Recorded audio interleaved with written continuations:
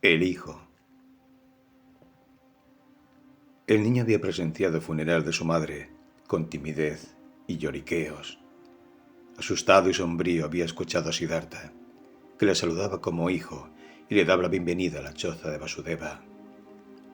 Durante varios días quiso permanecer en la colina de su madre muerta. Se hallaba demacrado, sin apetito.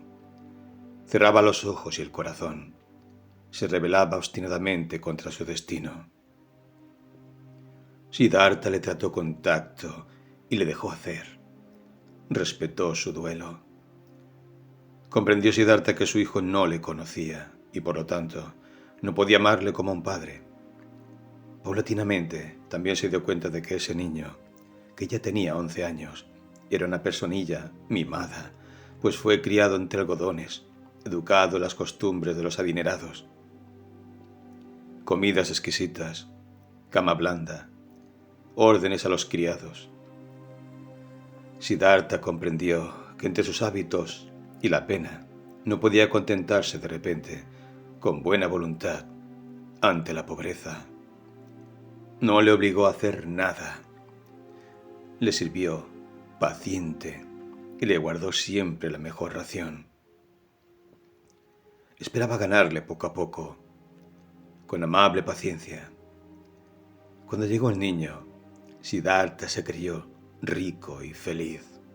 Sin embargo, al observar que el tiempo pasaba y el chico continuaba siendo extraño y sombrío, al ver que mostraba un corazón orgulloso y terco, que no quería trabajar ni respetar a los viejos, pero sí robar de los árboles frutas de Vasudeva, entonces Siddhartha empezó a entender que con su hijo no le había llegado la paz y la felicidad, sino la pena y la preocupación.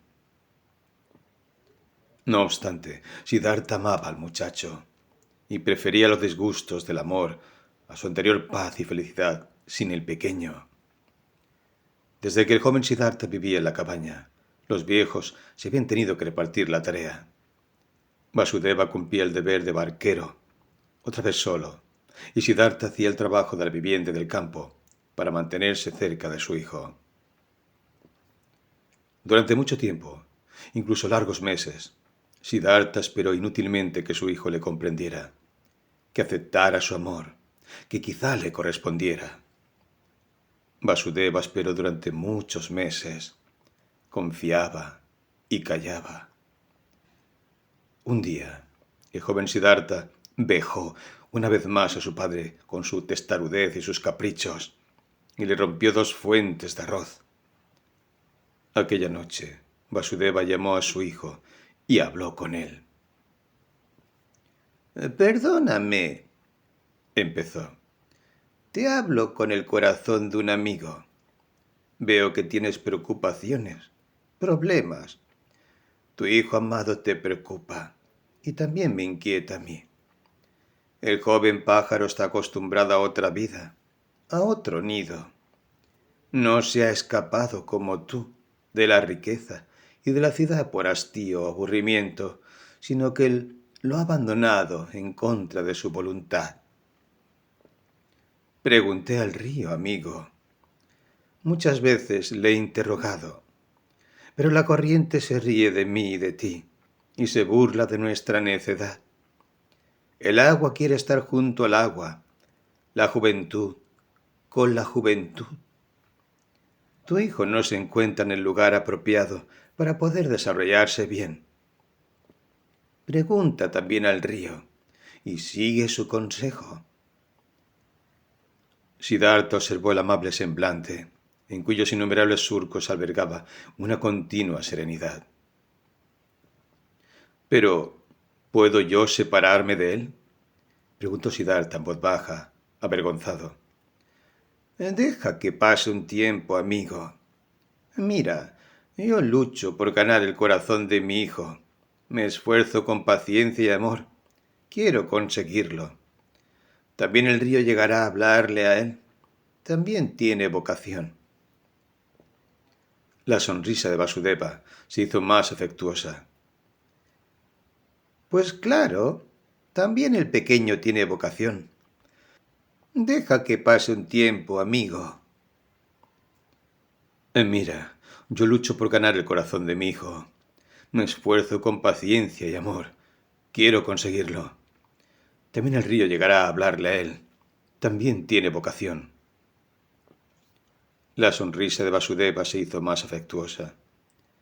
Pues claro, también el pequeño tiene vocación y sirve para la vida eterna. No obstante, sabemos nosotros, tú y yo, qué vocación tiene, qué vida le espera, qué obras y qué sufrimientos. Sus dolores no serán pocos, ya que su corazón es orgulloso y duro, y esas personas tienen que sufrir mucho, e equivocarse infinidad de veces, cometer innumerables injusticias, pecar una y otra vez. Dime, amigo, ¿no educas a tu hijo? ¿No le obligas? ¿No le pegas? ¿No le castigas? No, Vasudeva, no hago nada de eso. Me lo imaginaba. No le obligas, ni le pegas, ni le mandas. Y es que sabes que lo blando es más fuerte que lo duro, que el agua es más potente que la roca, que el amor es más vigoroso que la violencia. Conforme. Y te elogio. Sin embargo, ¿no te equivocas pensando que no le obligas ni castigas? ¿No le atas con tu amor? ¿No le avergüenzas día a día y le dificultas sus obras con tu bondad y paciencia? ¿No obligas al muchacho arrogante y mimado a vivir en una choza con dos viejos que se alimentan de plátanos y para los que un plato de arroz es un bocado exquisito? Nuestros pensamientos nunca podrán ser los suyos, igual que nuestro corazón viejo y quieto lleva otra marcha, que no es la suya. ¿No crees que ya has sido bastante castigado con todo ello? Siddhartha bajó la cabeza consternado. En voz baja preguntó: ¿Qué me aconsejas que debo hacer? Vasudeva continuó: Llévale a la ciudad, a casa de su madre. Allá todavía estarán los criados. Déjale con ellos. Y si no los hay, condúcele a casa de un profesor, no por lo que le pueda enseñar, sino para que se halle junto a otros chicos y chicas de su edad, en ese mundo que es el suyo. ¿Nunca lo pensaste? Tú lees en mi corazón, repuso Siddhartha. A menudo lo pensé.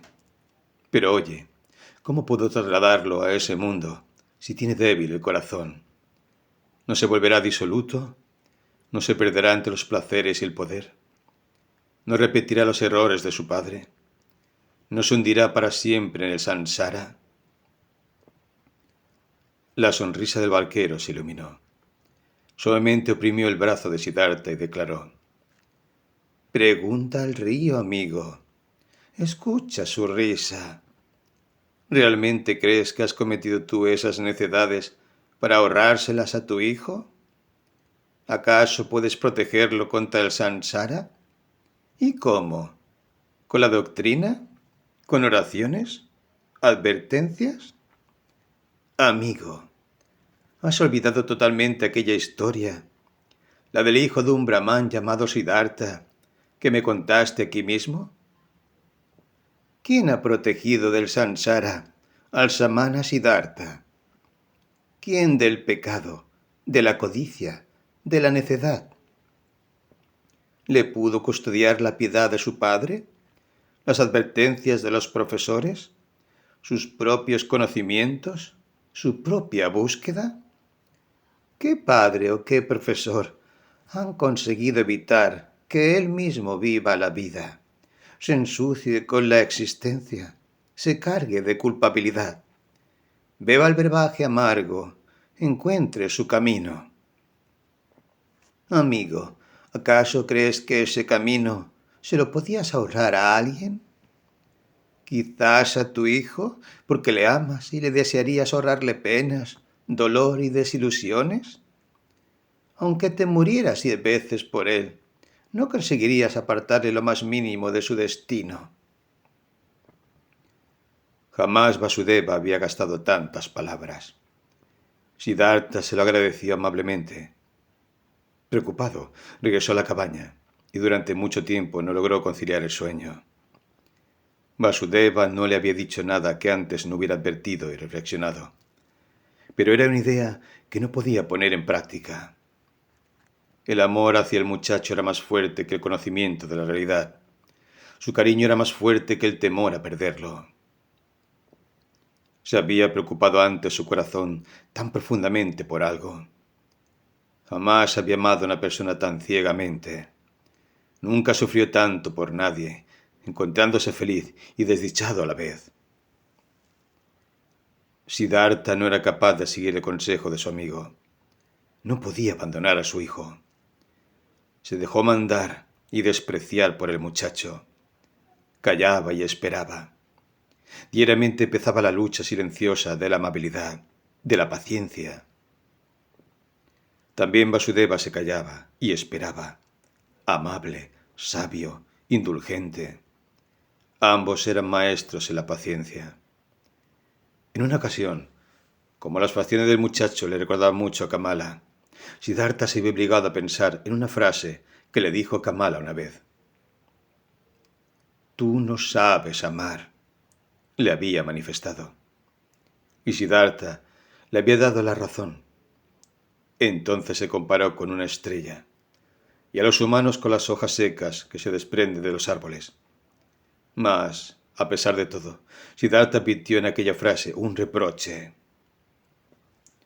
Realmente nunca había podido perderse ni entregarse totalmente a una persona.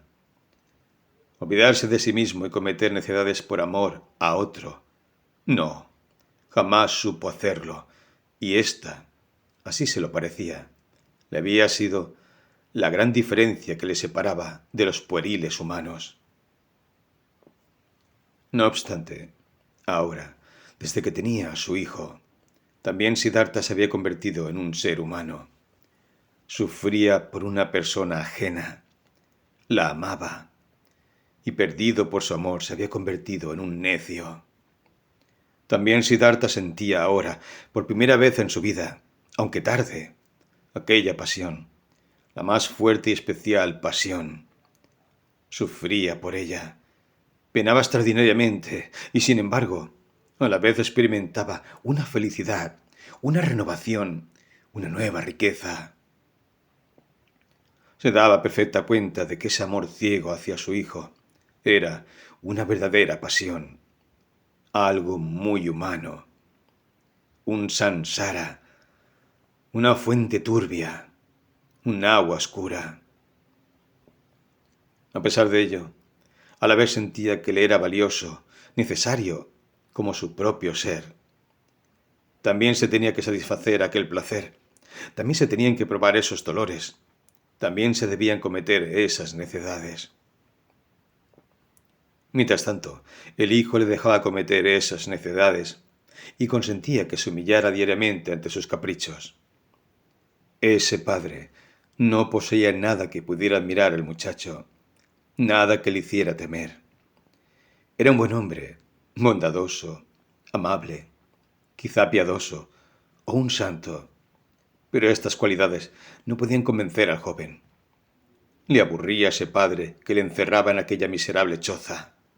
Se cansaba que a cada grosería suya le contestara con una sonrisa, a cada insulto con un gesto de amabilidad, a cada malicia con bondad. Eso era precisamente lo que más odiaba del viejo. El muchacho habría preferido que le amenazara, que le maltratase. Y llegó el día en que estallaron los sentimientos del joven Siddhartha y se dirigieron directamente contra su padre. Le había dado éste una orden que recogiera leña, pero el chico no salía de la choza. Permaneció allí testarudo y furioso, pataleó, apretó los puños y en pleno acceso arrojó todo su odio y desprecio a la cara del padre. «Busca tú mismo la leña», le gritó excitado. «Yo no soy tu criado. Yo sé que no me pegas, que no te atreves. Ya sé que con tu piedad y paciencia continuamente me quieres castigar y seducir. Deseas que sea como tú, piadoso, amable, sabio. Sin embargo, escúchame.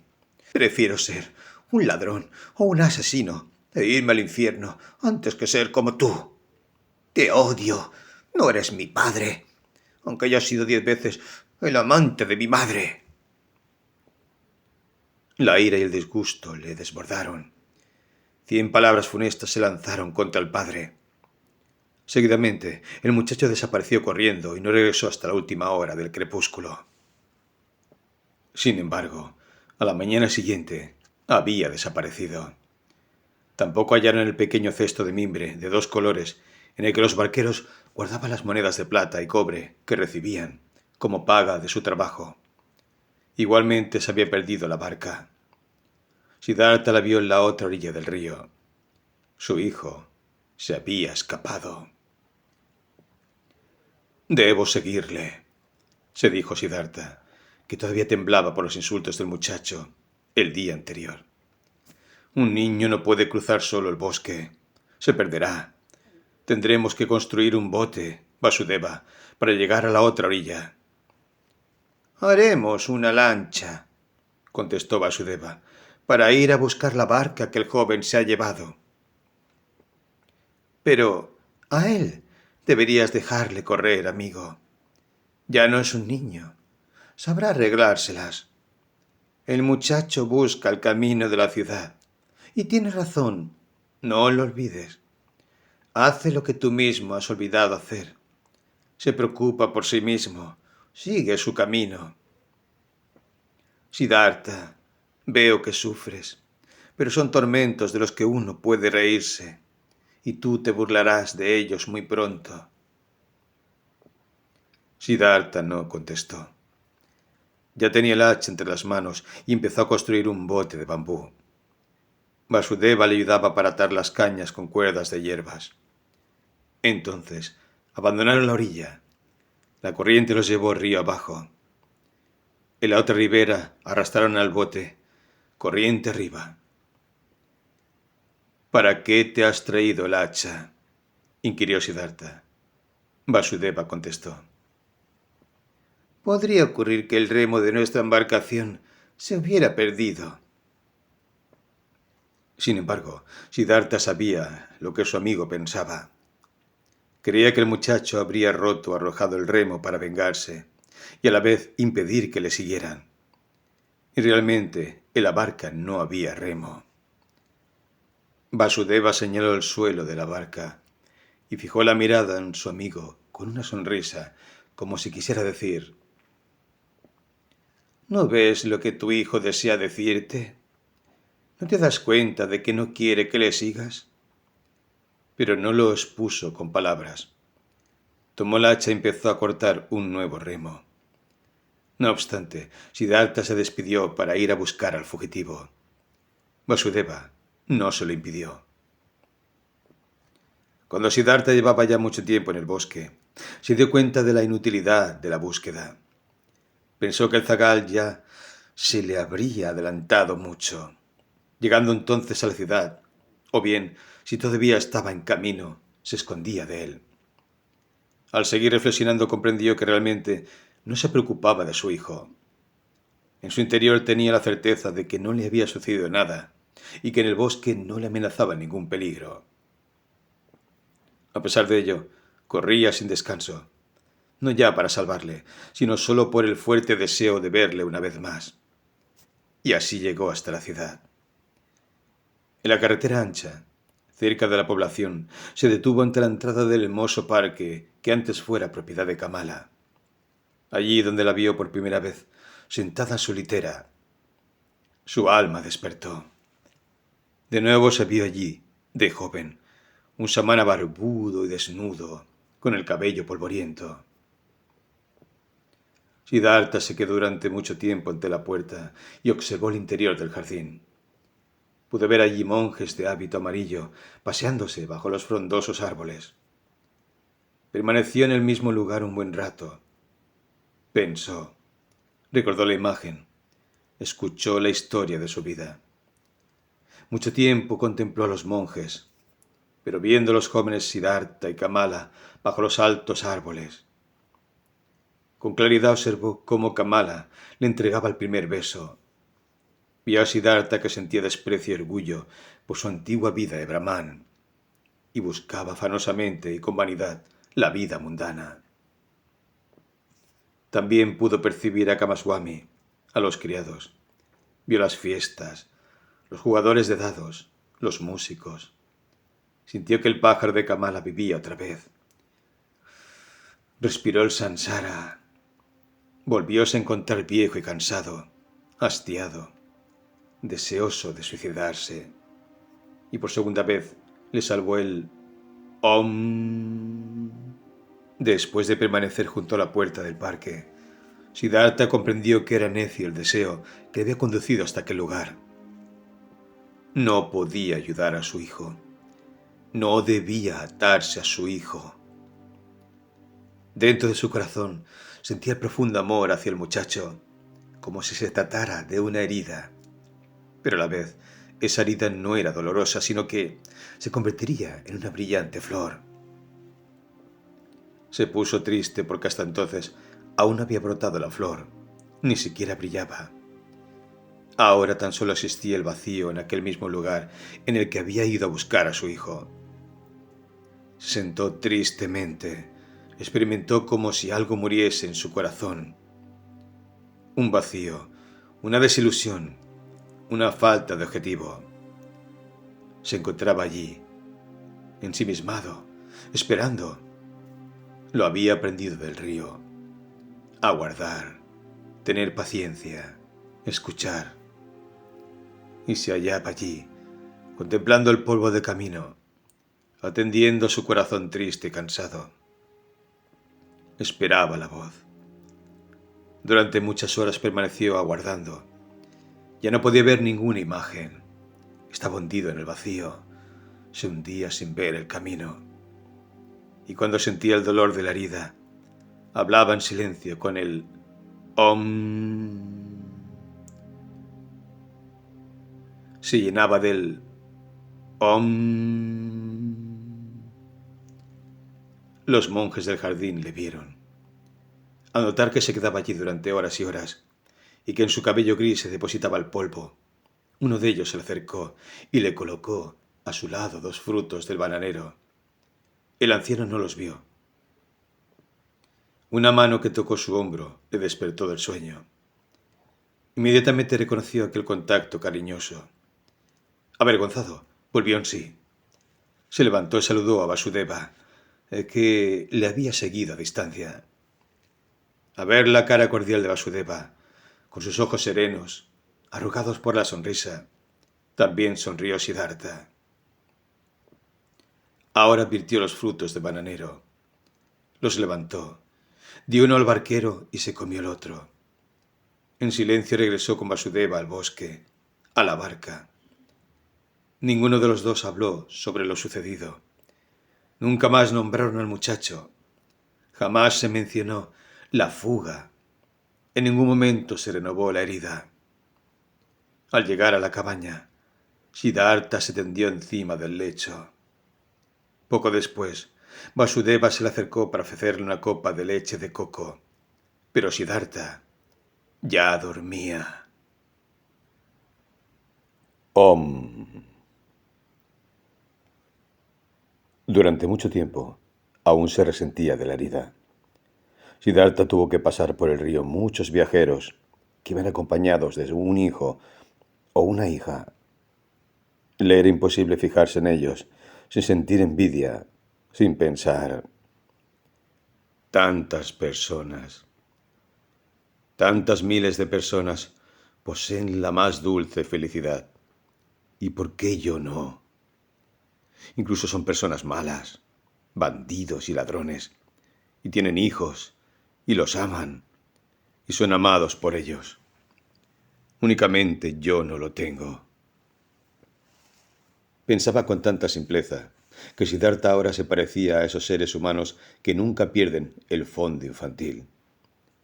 Ahora observaba a las personas desde otro ángulo distinto, quizá menos inteligente y menos orgulloso, pero más cálido, más cariñoso, con más interés. Cuando cruzaban viajeros corrientes, gentes infantiles, comerciantes, guerreros, mujeres, ya no se mostraba tan asombrado de esas personas como antes. Los comprendía y se interesaba por su vida, que no se guiaba por raciocinios y conocimientos, sino únicamente por instintos y deseos. Ahora sentía igual que ellos. Aunque Siddhartha se encontraba cerca de la perfección, llevaba consigo la última herida. Ahora le parecía que esos humanos pueriles eran sus hermanos. Sus vanidades, deseos y absurdos perdían ante él lo ridículo. Se volvían comprensibles, simpáticos e incluso venerables. El amor ciego de una madre hacia su hijo, el orgullo estúpido de un padre presumido por su único vástago, el afán ofuscado de una mujer joven y frívola por las joyas, por la mirada de admiración de los hombres. Todos esos instintos y pasiones simples y necias, pero de enorme fuerza, se imponían ahora ante Siddhartha con un poder avasallador. Ya no eran chiquilladas. Se daba cuenta de que, por todo ello, la gente vivía. Deseaba lograr una infinidad de metas, efectuaba viajes, combatía en guerras, sufría infinitamente, soportaba hasta lo indecible. Por ello, Siddhartha los amaba. Veía en ellos la vida, la existencia, lo indestructible. El Brahma se hallaba en cada una de sus pasiones, de sus obras. Esos seres le eran simpáticos y admirables por su ciega fidelidad, por su ofuscada fuerza y resistencia. No les faltaba nada, y sin embargo, el sabio y el filósofo solo les aventajaban un detalle diminuto: la conciencia, la idea consciente de la unidad de toda la vida. Y Siddhartha llegaba a veces a dudar de si esa idea o conocimiento tenía valor, o si quizás se trataba también de otra necedad de los humanos pensadores. En todo lo demás, los seres mundanos eran iguales a los sabios, incluso a menudo los superaban, como también los animales, al obrar con fortaleza y sin dejarse inmutar. Poco a poco maduraba en Siddhartha la plena conciencia de saber lo que realmente era sabiduría, la meta de su larga búsqueda. Sin embargo, no se trataba más que de una disposición de alma, de una capacidad, de un arte secreto de poder pensar la teoría de la unidad en cualquier momento, en medio de la vida, de poder sentir y respirar esa unidad. Paulatinamente se abría esa flor en su interior. Se reflejaba en el arrugado rostro aniñado de Vasudeva. Armonía, conocimiento, la eterna perfección del mundo, sonrisa, unidad. No obstante, la herida le dolía aún. Siddhartha pensaba en su hijo con ansiedad y amargura. Mantenía su amor y afecto dentro de su corazón. Permitía que el dolor le consumiera. Cometía todas las necedades del amor. La llama no se podía apagar por sí sola. Y un día, cuando la herida le desgarraba, Siddhartha cruzó la otra orilla del río con ansiedad. Se bajó de la barca y se encontró dispuesto a dirigirse a la ciudad en busca de su hijo. El río se deslizaba suavemente, en silencio, ya que era el tiempo de la sequía. Sin embargo, su voz sonaba de manera extraña. Reía. Sencillamente, el río se reía. Evidentemente, se reía del viejo barquero. Siddhartha se detuvo. Se inclinó hacia el agua para poderla escuchar mejor y vio reflejado su rostro. Aquella cara le recordaba cosas pasadas y se dio cuenta de lo siguiente. Aquel rostro se parecía mucho a otro que él había conocido, amado e incluso temido. Se parecía al de su padre, el Brahmán. Y recordó que hacía mucho tiempo, de joven, había obligado a su padre a que le dejara marcharse con los ascetas. Y luego fue su despedida, su marcha y su aplazado regreso. No había sufrido su padre la misma pena que hoy sufría Siddhartha por su hijo. No había muerto su padre hacía tiempo, solo, sin haber visto a su hijo una vez más. ¿Por qué no tenía que esperar Siddhartha la misma suerte?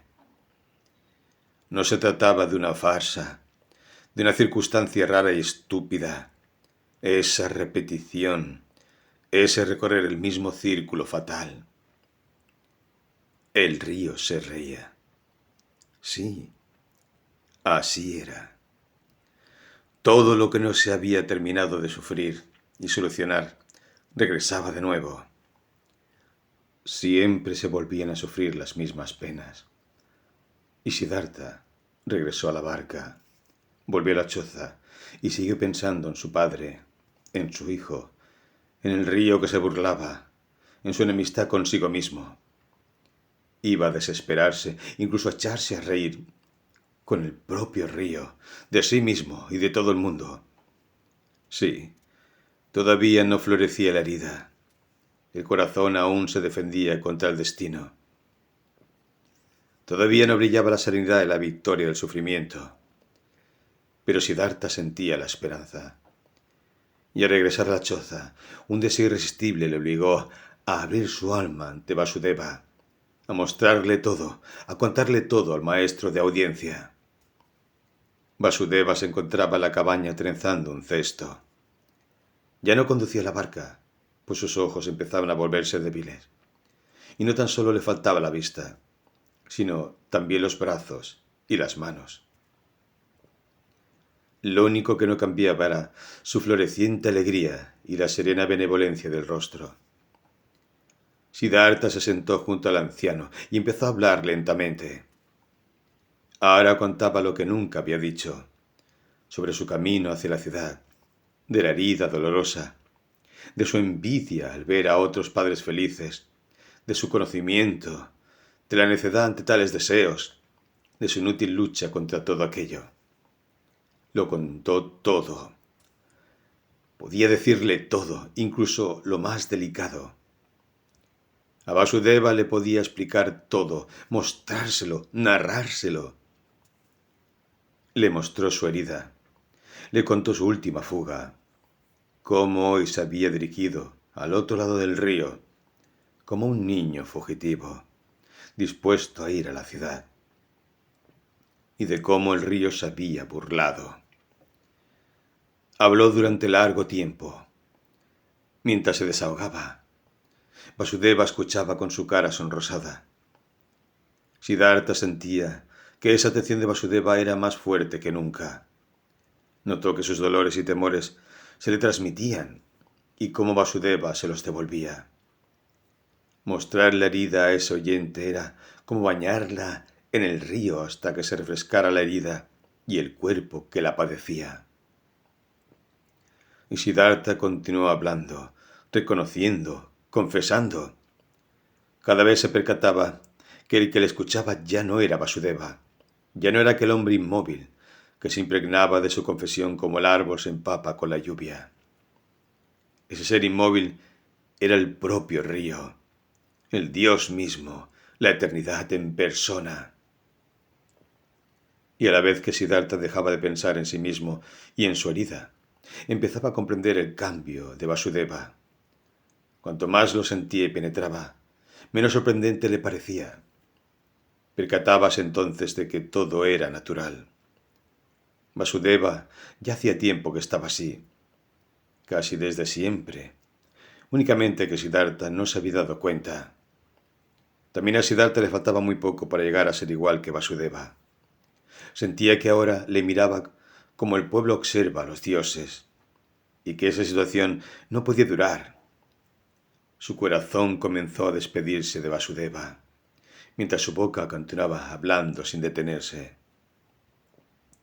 Cuando terminó, Vasudeva dirigió a él su mirada amable, ya algo débil.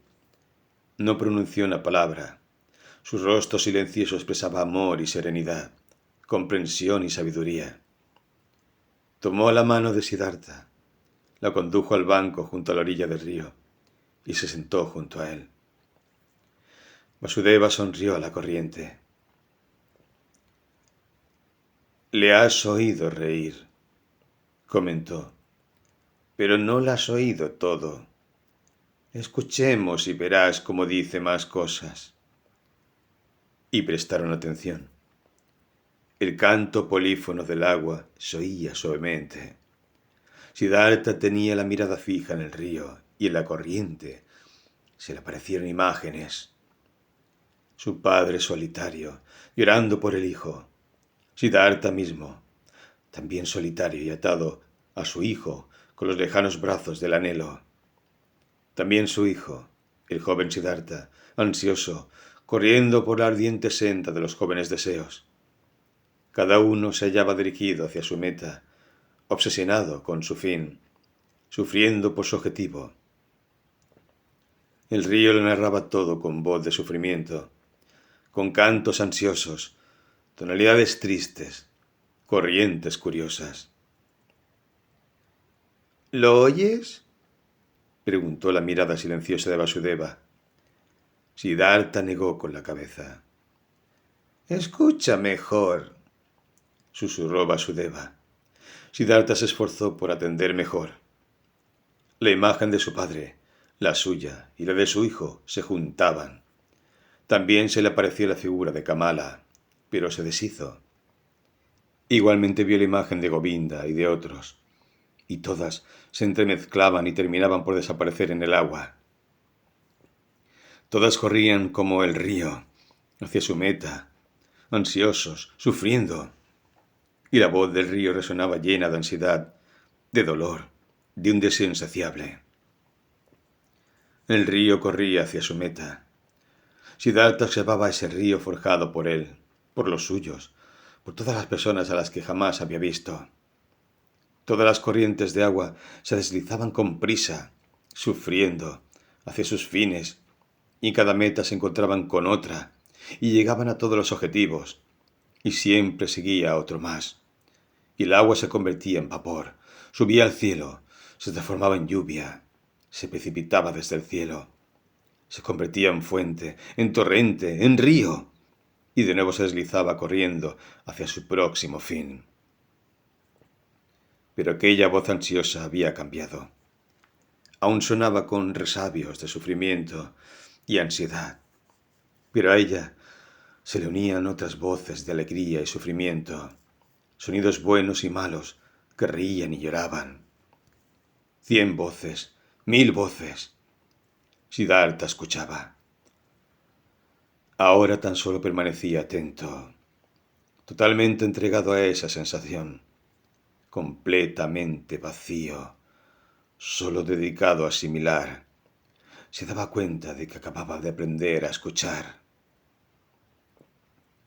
Ya, en muchas ocasiones, había oído las voces, el río, pero hoy sonaban diferentes. Ya no podía diferenciar las alegres de las tristes, las del niño y las del hombre. Todas eran una. El lamento, el anhelo y la risa del sabio, el grito de ira y el suspiro del moribundo. Todo era uno. Todo permanecía estrechamente enlazado y 1000 veces entremezclado. Y todo aquello unido era el río, todas las voces, los fines, los anhelos, los sufrimientos, los placeres.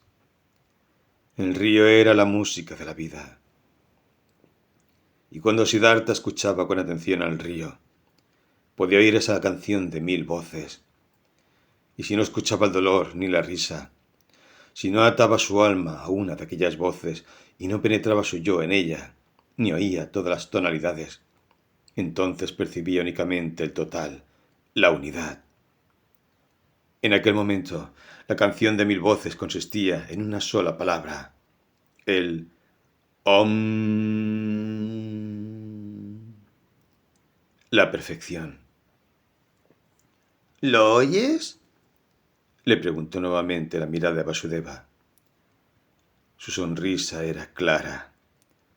Todas las arrugas de su vetusto rostro brillaban, como cuando el Om flota sobre todas las voces del río. Su sonrisa era diáfana cuando se dirigía al amigo, y ahora también el rostro de Siddhartha brillaba con la misma clase de sonrisa. Su herida florecía, su sufrimiento se iluminaba, su yo había entrado en la unidad. En aquel momento, Siddhartha dejó de luchar contra el destino. Terminó el sufrir. En su cara se dibujaba la serenidad que da la sabiduría, a la que ya no se opone ninguna voluntad, la que conoce toda la perfección, la que está de acuerdo con el río de los sucesos, con la corriente de la vida, lleno de igualdad de sentimientos, entregado a la corriente, perteneciente a la unidad. Cuando Vasudeva se levantó de su asiento junto a la orilla, miró los ojos de Siddhartha y observó en ellos el brillo y la serenidad de la sabiduría.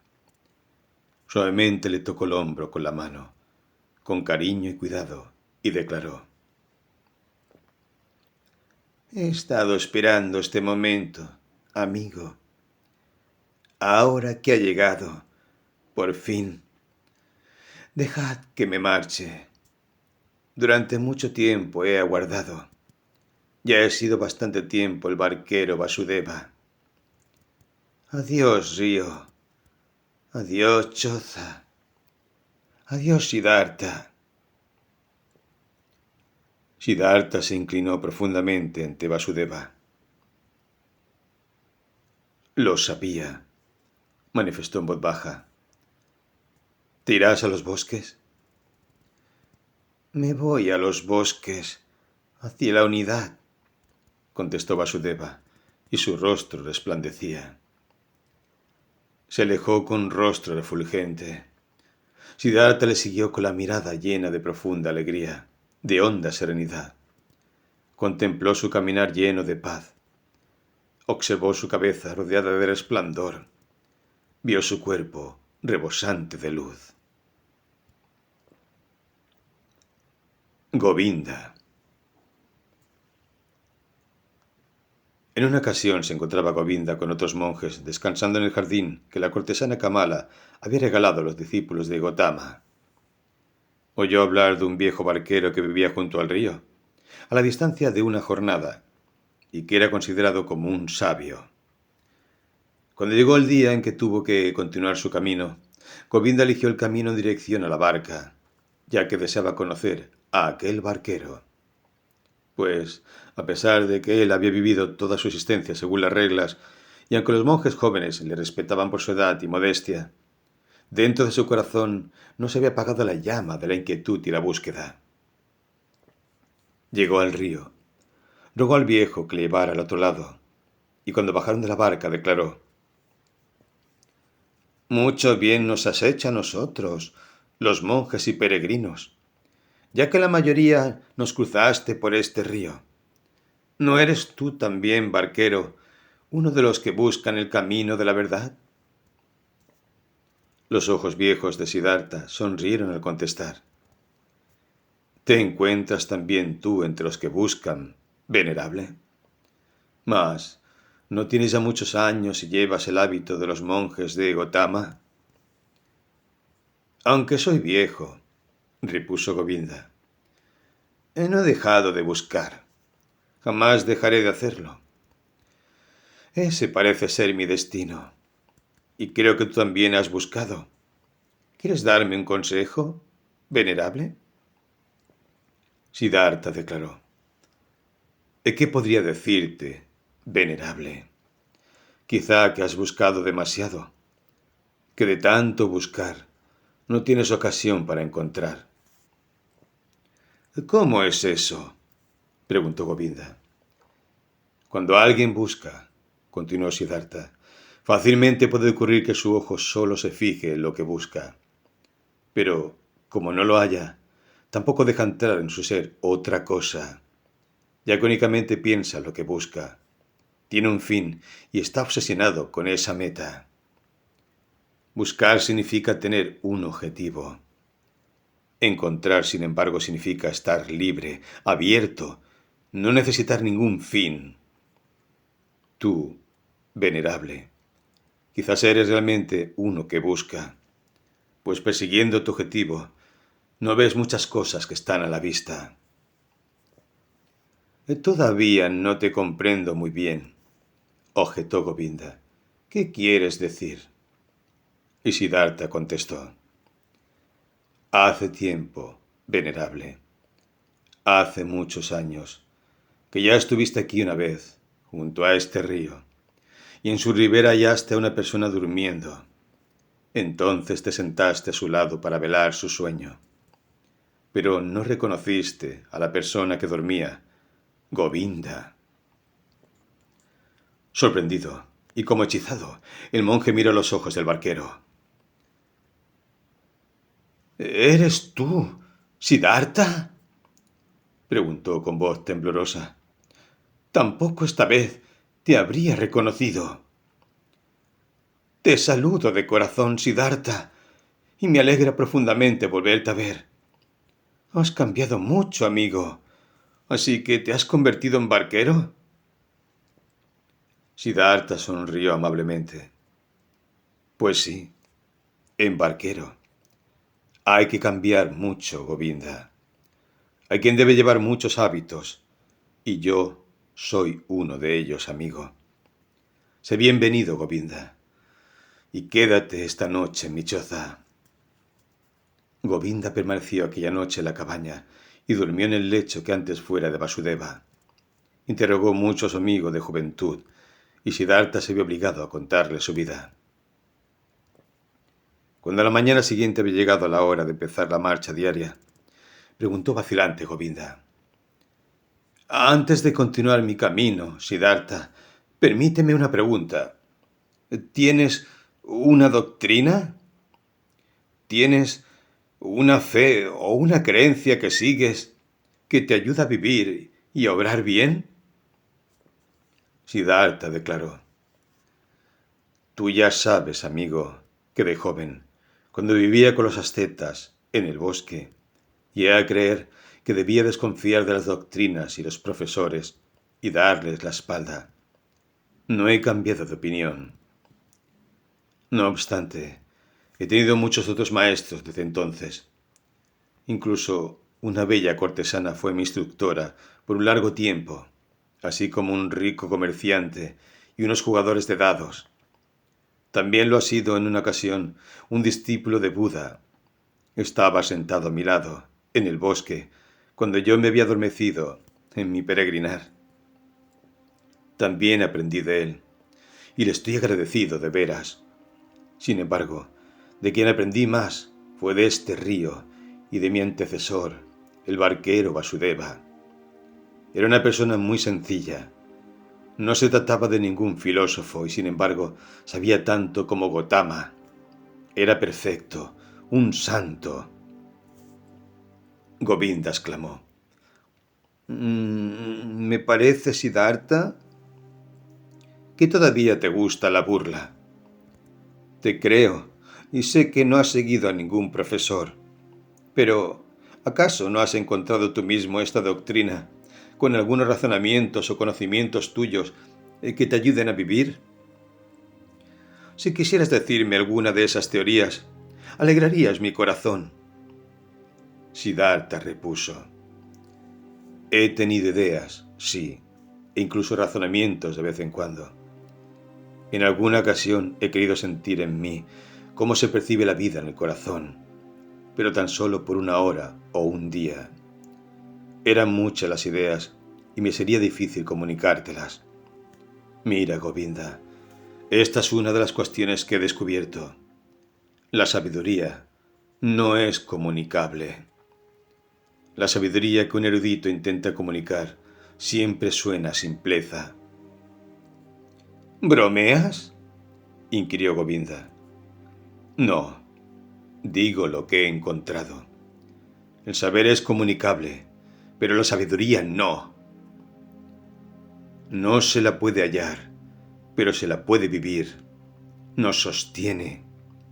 Hace milagros, pero nunca se la puede explicar ni enseñar.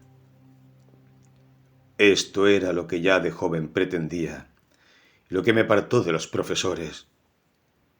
He encontrado otra idea que tú, Govinda, seguramente tomarás por broma o chifladura, pero en realidad se trata de mi mejor pensamiento. Es este. Lo contrario a cada verdad es igual de auténtico. O sea, una verdad solo se puede pronunciar y expresar con palabras si es unilateral. Y unilateral es todo lo que se puede expresar con pensamientos y declarar con palabras. Todo lo unilateral, todo lo mediocre, todo lo que carece de integridad, de redondez, de unidad. Cuando el venerable Gotama enseñaba al mundo por medio de palabras, lo tenía que dividir en samsara y nirvana, en ilusión y verdad, en sufrimiento y redención. No es posible otra forma para el que desea enseñar.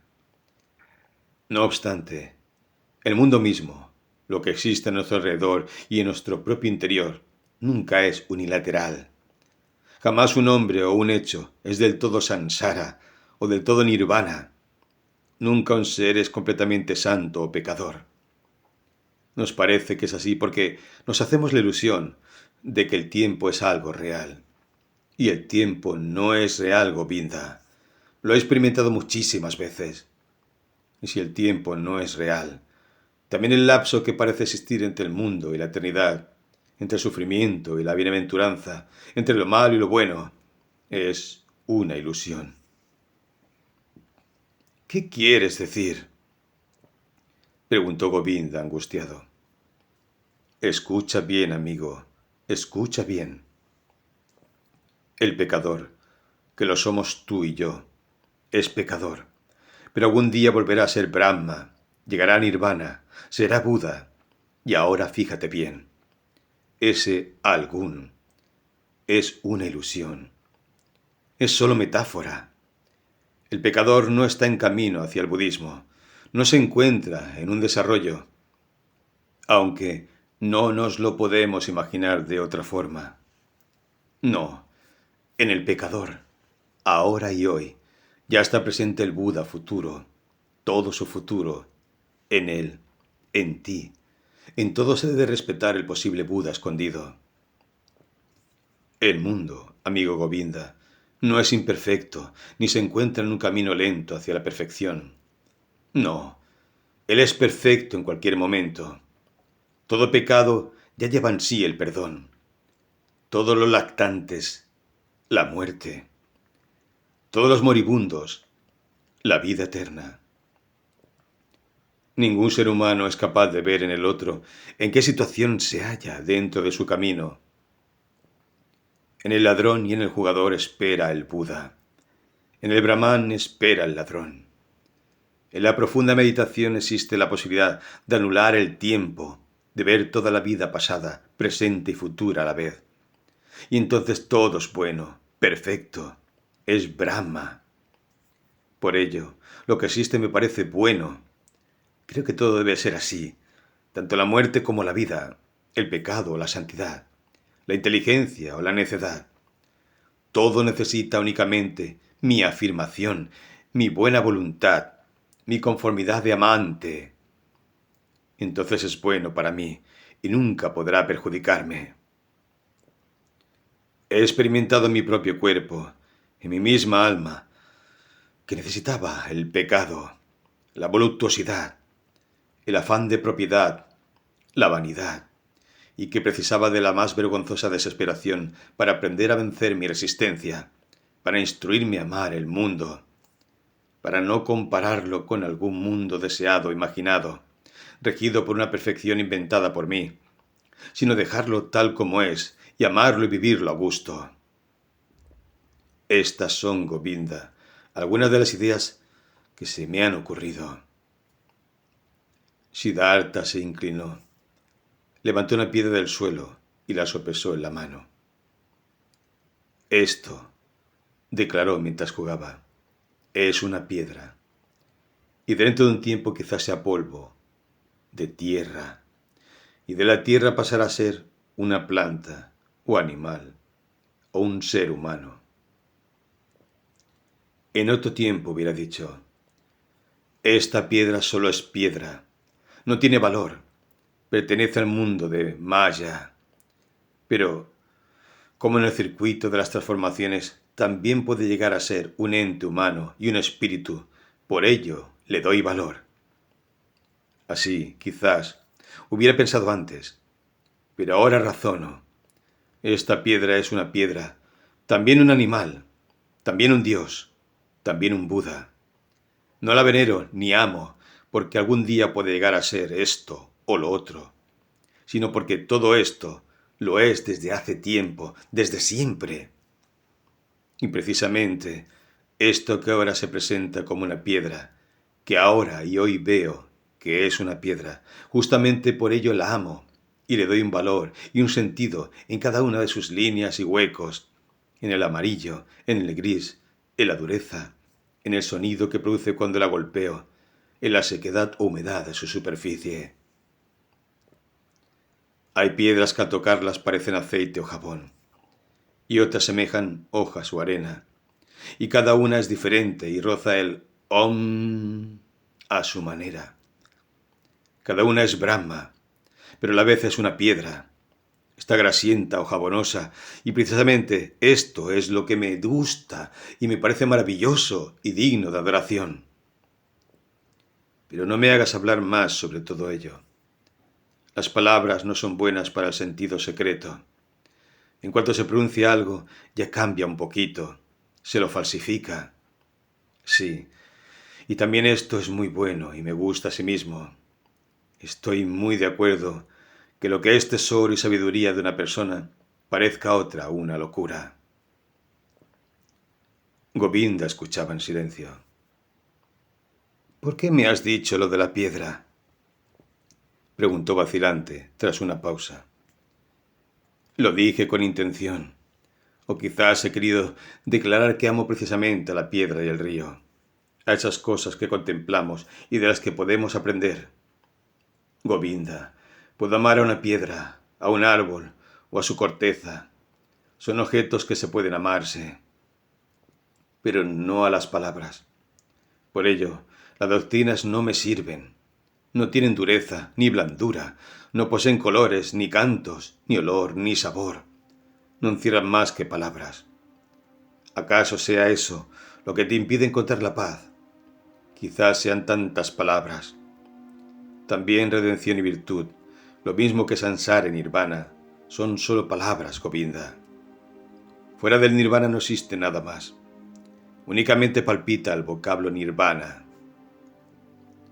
Govinda exclamó.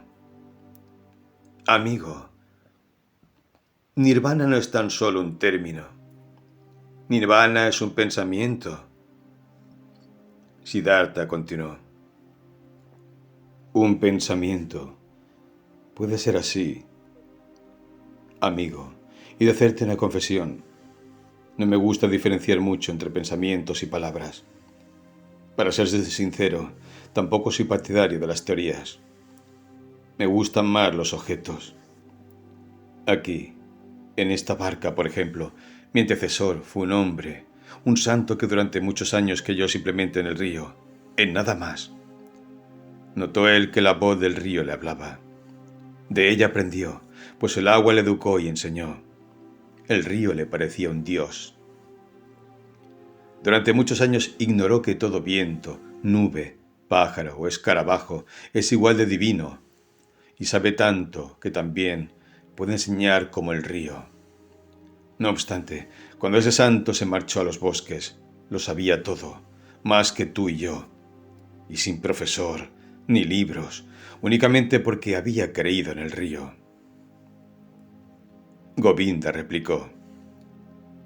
Pero lo que tú llamas objeto es realmente algo que tiene sustancia. No se trata solo de un engaño de Maya. ¿Únicamente imagen y apariencia? Tu piedra, tu árbol, tu río, ¿son realidades? Tampoco eso me preocupa mucho, repuso Siddhartha. ¿Qué más da que las cosas sean engaños o no? Y si lo son, también yo lo seré entonces, y de ese modo nunca me importará. Este es el motivo que me obliga a tenerles tanto aprecio y veneración. Son mis semejantes, por ello puedo amarlos. Y ahora voy a exponerte una teoría de la que te vas a reír. El amor, Govinda, me parece que es lo más importante que existe. Penetrar en el mundo, explicarlo y despreciarlo, puede ser cuestión de interés para los grandes filósofos. Para mí, únicamente me interesa el poder amar a ese mundo, no despreciarlo, no odiarlo ni aborrecerme a mí mismo. A mí solo me atrae la contemplación del mundo, de mí mismo y de todos los seres, con amor, admiración y respeto. Eso sí que lo comprendo, interrumpió Govinda. Pero precisamente fue este punto lo que el majestuoso reconoció como engaño. Gotama ordena benevolencia, respeto, compasión, tolerancia, pero no amor. Nos prohibió atar a nuestro corazón en el amor hacia lo terrenal. Lo sé, repuso Siddhartha, y su sonrisa tenía un brillo dorado. Lo sé, Govinda. Y mira, ya no nos encontramos en medio de la espesura de las opiniones, en la discusión por palabras. No puedo negarlo. Mis palabras sobre el amor contradicen, mejor dicho, parece que contradicen a las palabras de Gotama. Esa es la causa que me hace desconfiar de los términos, pues sé que esta contradicción es un engaño. Sé que estoy de acuerdo con Gotama. Es imposible que el majestuoso no conozca el amor. Él, que ha llegado a conocer todo lo humano en su carácter transitorio y vanidoso, y que a pesar de ello amó tanto a los seres humanos. Él, que empleó toda su larga y penosa vida únicamente para ayudarles, para enseñarles. También en Gotama, tu maestro, prefiero sus hechos antes que sus palabras. Sus actos y su vida me parecen más importantes que sus oraciones. El gesto de su mano es más interesante que sus opiniones. No veo su grandeza en el hablar, ni en el pensar, sino sus obras y su existencia. Durante mucho tiempo permanecieron callados los dos ancianos. Entonces Govinda dijo al despedirse: Te agradezco, Siddhartha, que me hayas comunicado tus pensamientos. Por un lado son extraños, y no todos los entendí de primera intención. Pero sea como sea, te lo agradezco, y deseo que pases tus días en paz. Sin embargo, pensó para sus adentros, este Siddhartha es una persona extraña. Habla de raras teorías, y su doctrina me suena a locura.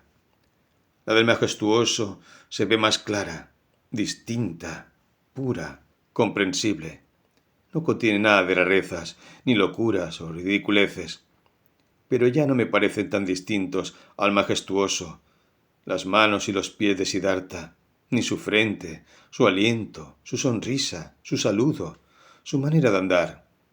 Jamás nadie después de que nuestro majestuoso Buda entrara en el nirvana me obligó a exclamar: Este es un santo.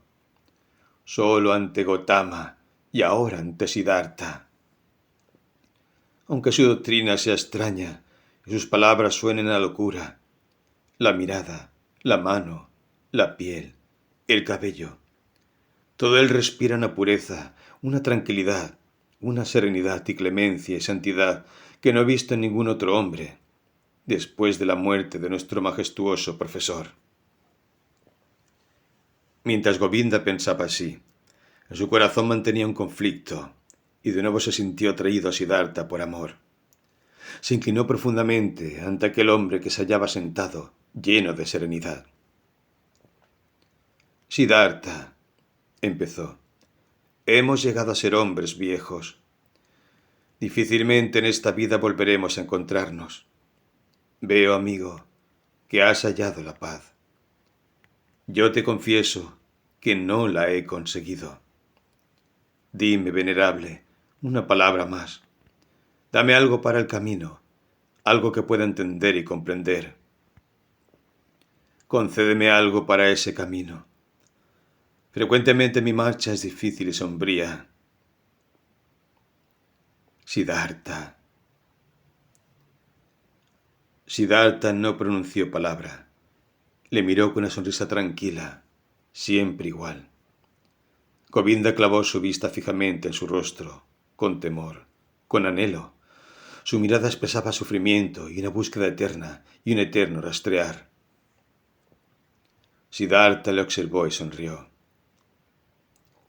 «Acércate a mí», susurró al oído de Govinda. «Acércate a mí, así, más cerca, más cerca. Y ahora, besa mi frente, Govinda». Y sucedió algo maravilloso mientras Govinda obedecía sus palabras, entre un presentimiento y el amor que le atraía. Se le acercó mucho y rozó su frente con los labios. Todo ocurrió mientras sus pensamientos se ocupaban todavía de las extrañas palabras de Siddhartha, mientras se esforzaba aún por quitar el tiempo en vano y con resistencia de sus pensamientos y de imaginarse el nirvana y samsara como una misma cosa, a la vez que sentía desprecio por las palabras de su amigo y luchaba en su interior con enorme respeto y amor. Así fue. Ya no contemplaba el rostro de su amigo Siddhartha, sino que veía otras caras, muchas, una larga hilera, un río de rostros, de centenares, de miles de facciones. Todas venían y pasaban, y sin embargo, parecía que todas desfilaban a la vez, que se renovaban continuamente y que al mismo tiempo eran Siddhartha. Observó la cara de un pez, de una carpa, con la boca abierta por un inmenso dolor, de un pez moribundo con los ojos sin vida. Vio la cara de un niño recién nacido, encarnada y llena de arrugas, a punto de echarse a llorar. Divisó el rostro de un asesino. Le acechó mientras hundía un cuchillo en el cuerpo de una persona. Y al instante vislumbró a este criminal arrodillado y maniatado, y cómo el verdugo le decapitó con un golpe de espada. Distinguió los cuerpos de hombres y mujeres, desnudos y en posturas de lucha, en un amor frenético. Entrevió cadáveres quietos, fríos, vacíos. Reparó en cabezas de animales, de jabalíes, de cocodrilos, de elefantes, de toros, de pájaros. Observó a los dioses, reconoció a Krishna y a Agni. Captó todas estas figuras y rostros en mis relaciones entre ellos, cada una en ayuda de la otra, amando, odiando, destruyendo y creando de nuevo. Cada figura era un querer morir, una confesión apasionada y dolorosa, de carácter transitorio, pero ninguna moría. Solo cambiaban. Siempre volvían a nacer con otro rostro nuevo, pero sin tiempo entre cara y cara. Y todas esas figuras descansaban, corrían, se creaban, flotaban, se reunían, y encima de todas ellas se mantenía continuamente algo débil, sin sustancia, pero a la vez existente, como un cristal fino o como hielo, como una piel transparente, una cáscara, un recipiente, un molde o una máscara de agua. Y esa máscara sonreía. Se trataba del rostro sonriente de Siddhartha, el que Govinda rozaba con sus labios en aquel momento.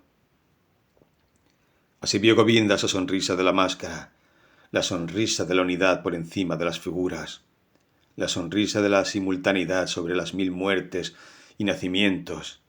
Esa sonrisa de Siddhartha era exactamente la misma del Buda, serena, fina, impenetrable, quizá bondadosa, acaso irónica, siempre inteligente y múltiple. La sonrisa de Gotama, que había contemplado 100 veces con profundo respeto. Govinda lo sabía. Así sonríen los que han alcanzado la perfección.